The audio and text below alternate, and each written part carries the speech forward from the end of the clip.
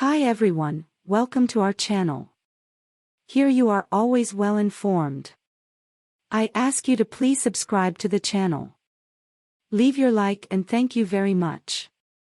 Jim Brown, one of the greatest professional and college football players of all time, has died. He was 87.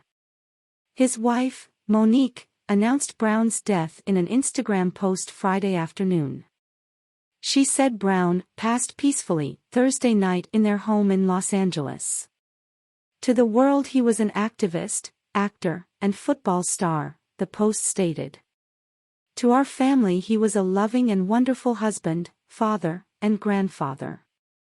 Our hearts are broken.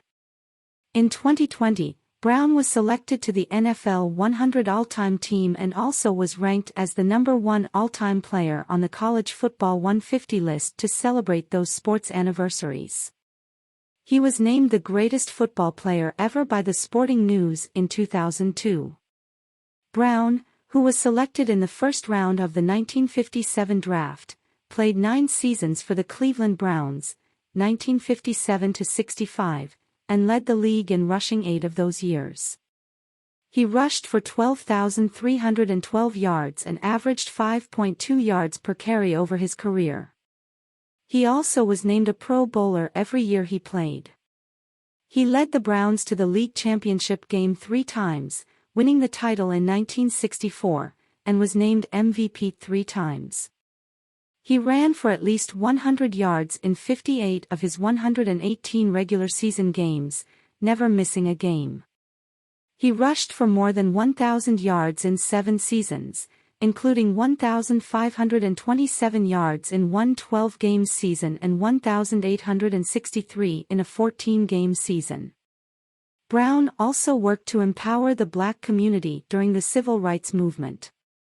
In June 1967, Brown organized the Cleveland Summit, a meeting of the nation's top Black athletes, including Bill Russell and Lou Alcindor, who later became Kareem Abdul-Jabbar, to support boxer Muhammad Ali's fight against serving in Vietnam.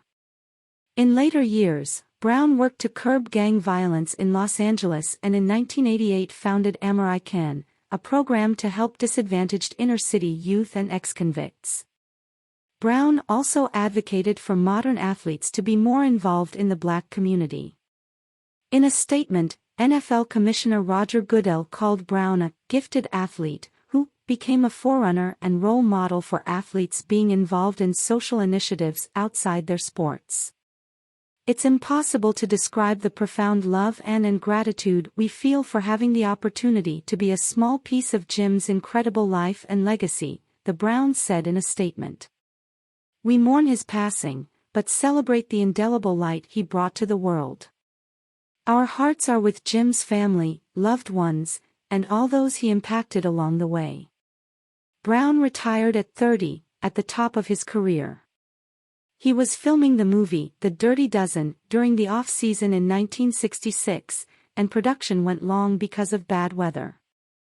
Brown's owner Art Modell threatened to suspend Brown's pay if he didn't report to training camp on time. Brown opted to retire, saying he wanted to focus on his movie career and social issues. Since his retirement, no Browns player has worn his number 32, and a statue of him went up outside of First Energy Stadium in 2016. It's a great moment, Brown said when the statue was unveiled, because I feel it throughout my body, particularly in my heart and mind. Current Browns owners Jimmy and Dee Haslam called Brown a true icon for the NFL. He was certainly the greatest to ever put on a Browns uniform and arguably one of the greatest players in NFL history, a statement released Friday read. Jim was one of the reasons the Browns have such a tremendous fan base today. So many people grew up watching him just dominate every time he stepped onto the football field, but his countless accolades on the field only tell a small part of his story. Brown lettered in 4 sports, football, lacrosse, basketball and track, during his college career at Syracuse, and he is also considered one of the greatest lacrosse players of all time, once scoring 5 goals in one half of a collegiate all-star game. At Syracuse, Brown also served as the place kicker during one game against Colgate in 1956, scoring an NCAA single-game record with 43 points on 6 touchdowns and 7 extra points. That same season, he led the nation in rushing touchdowns. In 1955, he led the nation in kickoff return average. Overall, he rushed for 2,091 yards and scored 26 TDs for the Orange. When Jim Brown's name was announced in a room, other Hall of Famers stood and applauded him, Pro Football Hall of Fame President Jim Porter said in a statement. His persona has stood the test of time, a fearless and dominant football player. Jim will always be remembered as one of pro football's greatest individuals.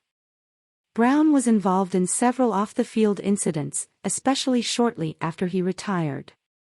He was arrested a half-dozen times, mostly on charges of hitting women. He was once fined and spent a day in jail after beating up a golfing partner. He was charged with rape, sexual battery, and assault in 1985. The charges were later dropped. The next year he was arrested for allegedly beating his fiancée.